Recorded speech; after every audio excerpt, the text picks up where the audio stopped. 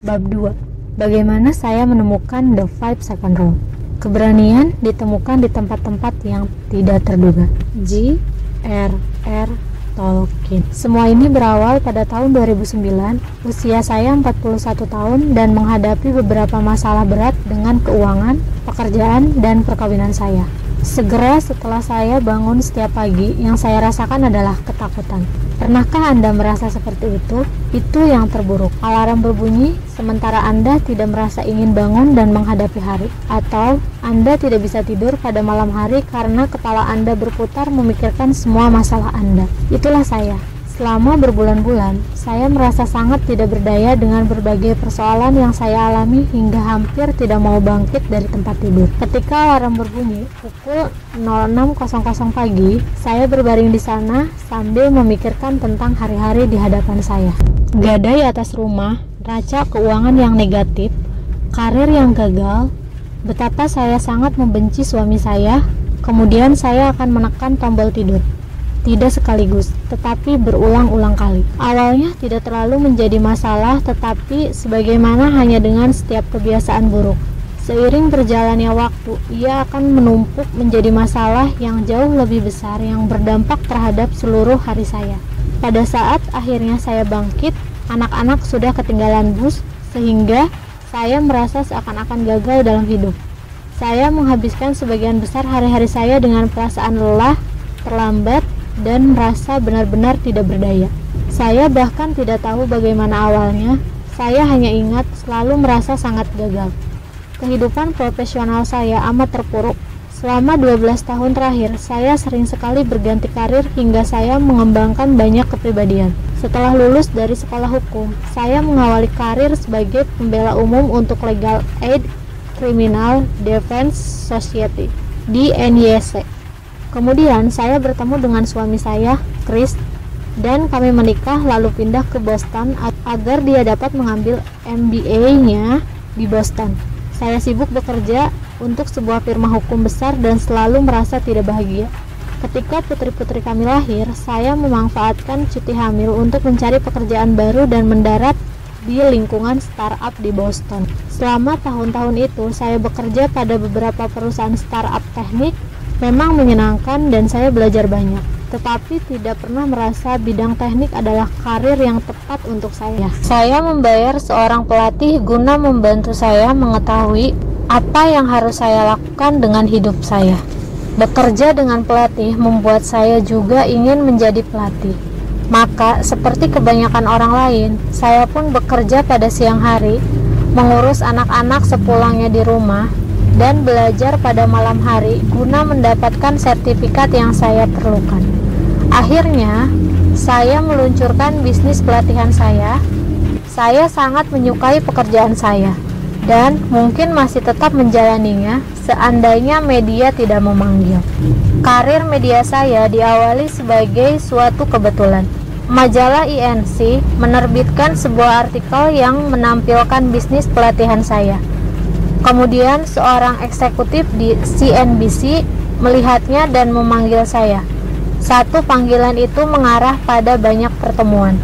Setelah melakukan tryout selama beberapa bulan, saya tiba pada kesepakatan pengembangan dengan ABC dan sebuah pertunjukan radio call-in di Sirius. Kedengarannya menarik, tetapi sebenarnya tidak. Saya terkejut saat mengetahui bahwa sebagian besar kesepakatan pengembangan tidak memberikan penghasilan yang besar. Bahkan radio membayar di bawah itu. Pada kenyataannya, saya adalah ibu dengan 3 anak yang harus berkendara pulang pergi ke New York, tidur di sofa teman-teman di kota, melatih klien sebagai sampingan untuk memenuhi kebutuhan hidup, yang sangat mengandalkan teman dan keluarga untuk mengisi kekosongan dalam pengasuhan anak, dan melakukan apa saja yang bisa saya lakukan agar semua berjalan lancar. Sesudah beberapa tahun berkecimpung di bisnis media, saya mendapatkan kesempatan besar. Saya di casting untuk menjadi pembawa acara sebuah reality show untuk Fox. Saya membayangkan dapat memecahkan semua masalah keuangan kami dengan menjadi bintang TV. Menggelikan. Kami melakukan pengambilan gambar untuk beberapa episode dari sebuah pertunjukan dengan nama Someone's Gotta Go. Kemudian jaringan membatalkan acara tersebut dalam sekejap. Karir media saya mengalami jalan buntu. Saya hanya dibayar jika kami melakukan pengambilan gambar. Saya mendapati diri saya tidak bekerja dan terperangkap dalam kontrak 10 bulan yang menghalangi saya untuk mengejar pekerjaan di media lain. Pada waktu ini, Chris sudah menyelesaikan MBA-nya yang mengawali restoran pizza tipis dengan sahabatnya di daerah Boston. Awalnya, semua berjalan lancar. Lokasi pertama adalah sebuah home run. Perusahaan berhasil memenangkan Best of Boston, beberapa penghargaan regional, dan pizzanya memang enak. Mereka membuka restoran kedua dan atas dorongan dari sebuah rantai makanan besar, sebuah toko grosir dari luar kelihatan seakan-akan bisnis berkembang. Namun, pada neraca rugi laba, perputaran roda mulai melambat. Mereka terlalu cepat berkembang. Restoran kedua gagal dan bisnis grosir membutuhkan tambahan dana untuk berkembang. Dengan begitu cepat, semuanya menjadi sangat menakutkan. Seperti kebanyakan pemilik usaha kecil, kami pun menggunakan pinjaman rumah dan simpanan hari tua kami untuk bisnis restoran yang sekarang menghilang di depan mata kami. Tidak ada lagi simpanan yang tersisa. Sementara dana pinjaman rumah kami sudah terpakai semua. Minggu berlalu tanpa ada pembayaran yang diterima. Rumah kami mulai digadaikan. Dengan tidak bekerjanya saya dan bisnis Chris yang sedang berjuang, tekanan keuangan kami semakin bertambah. Surat-surat yang menakutkan dari pengacara seakan berdatangan setiap hari. Sementara cek selalu ditolak. Telepon penagihan tidak pernah berhenti berdering, sehingga kabel telepon pun kami cabut. Ketika ayah saya mengirim uang untuk menutup hipotek rumah, saya merasa bersyukur sekaligus malu. Di depan umum, kami berusaha tetap menjaga penampilan karena banyak teman dan anggota keluarga yang ikut berinvestasi di bisnis restoran, yang justru membuat tekanan terasa semakin berat. Chris dan rekannya bekerja sepanjang hari guna menyelamatkan restoran. Saya berusaha untuk tetap bersemangat, tetapi di dalam saya merasa tidak berdaya, malu dan takut. Masalah keuangan membuat keluarga kami berantakan. Saya menyalahkan restoran, sementara suami saya menyalahkan saya karena mengejar karir di bisnis media, yang sebenarnya adalah kami berdua yang harus disalahkan. Tidak peduli seberapapun buruknya kehidupan Anda dapat selalu membuatnya semakin buruk. Itulah yang saya lakukan. Saya terlalu banyak minum, benar-benar terlalu banyak. Saya iri kepada teman-teman yang tidak perlu bekerja. Saya suka menggerutu dan menghakimi. Persoalan kami kelihatan begitu besar sehingga saya meyakinkan diri sendiri bahwa tidak ada yang bisa saya lakukan. Sementara itu, di depan umum saya berpura-pura bahwa semua baik-baik saja. Bila mengingat ke belakang, saya bisa melihat bahwa lebih mudah untuk menyesali diri sendiri dan menyalahkan Chris serta bisnisnya yang sedang berjuang, daripada melihat ke cermin dan menguasai diri saya. Cara terbaik untuk menjelaskan betapa saya merasa terjebak oleh kehidupan dan keputusan-keputusan yang saya buat.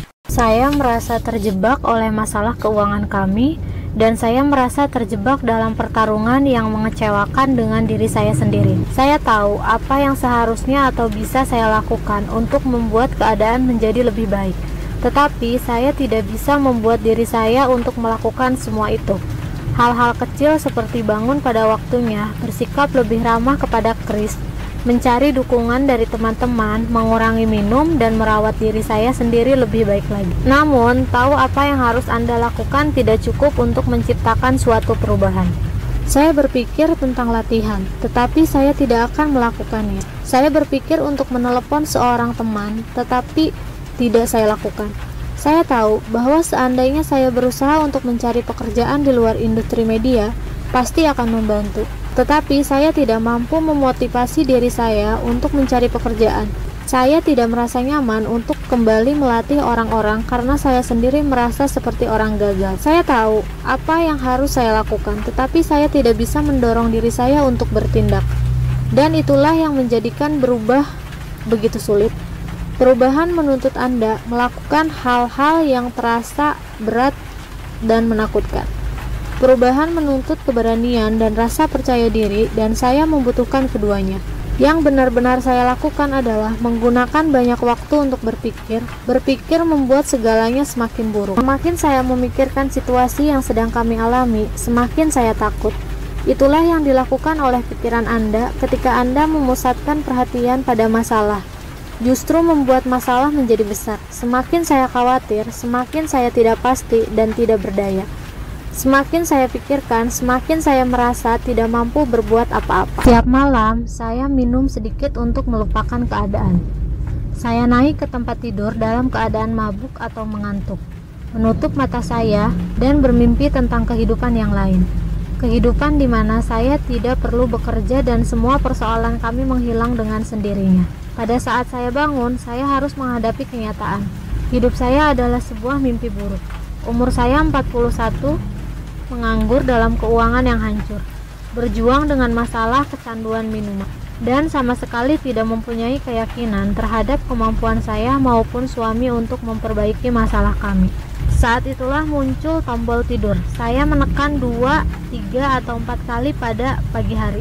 Ketika saya menekan tombol tidur itulah satu-satunya saat setiap hari saya sungguh-sungguh merasa seolah-olah memiliki kendali. Sebuah tindakan yang bertentangan, seakan saya berkata, "Oh ya, ambillah kehidupan aku tidak mau bangun sekarang. Aku akan kembali tidur. Pergilah." Pada saat akhirnya saya bangun, Chris sudah berangkat ke restoran, anak-anak sudah berpakaian sesukanya, dan bis sekolah sudah lama pergi. Untuk mengatakan bahwa setiap pagi selalu heboh maksudnya adalah untuk menjelaskan tentang keadaan tersebut secara sopan. Pagi hari selalu berantakan, kami selalu terlambat. Saya lupa menyiapkan bekal makan siang, tas sekolah, tas olahraga, dan pamitan dilakukan saat kami berlomba keluar dari pintu. Saya merasa malu dengan banyaknya bola yang saya jatuhkan setiap hari. Merasa malu seperti itu hanya membuat saya semakin tidak berdaya. Dan inilah si tukang mengeluh. Saya tahu apa yang harus saya lakukan untuk mengawali hari saya dengan benar. Saya harus bangun tepat waktu, menyiapkan sarapan, dan mengantar anak-anak naik ke bis. Setelah itu, saya harus mencari pekerjaan. Bukan berarti saya harus mendaki puncak Everest. Bagaimanapun, kenyataan bahwa itu kegiatan yang mudah justru membuat semakin berat. Saya tidak punya alasan yang pantas mengapa saya tidak bisa melakukannya. Rasa percaya diri saya berada dalam spiral kematian. Jika saya tidak bisa bangun tepat pada waktunya, lantas bagaimana saya akan memiliki keyakinan terhadap diri saya sendiri untuk memperbaiki masalah keuangan dan perkawinan yang lebih besar yang Chris dan saya hadapi? Bila diingat kembali, saya bisa melihat bahwa saya mulai kehilangan harapan. Pernahkah Anda perhatikan bagaimana hal-hal kecil bisa terasa begitu sulit? Setelah mendengar dari Anda semua, saya tahu bahwa dalam hal ini saya tidak sendirian. Daftar hal-hal yang sulit ternyata bersifat universal. Bicara dalam sebuah rapat, bersikap positif, membuat keputusan, mencari waktu untuk diri Anda sendiri, meminta umpan balik, mengangkat tangan Anda, meminta kenaikan gaji, tidak lagi meragukan diri sendiri, membuat ringkasan riwayat hidup Anda, menekan tombol kirim pada surel, tetap berpegangan pada rencana Anda, pergi dari rumah, menawarkan diri untuk menjadi yang pertama, datang ke acara reuni, memblokir mantan di media sosial, berbicara kepada seseorang yang menurut Anda menarik, turun ke lantai dansa, menerbitkan tulisan Anda, pergi ke pusat kebugaran, makan secukupnya, berkata tidak, meminta bantuan, singkirkan pertahanan diri Anda, mengakui bahwa Anda salah, mendengarkan.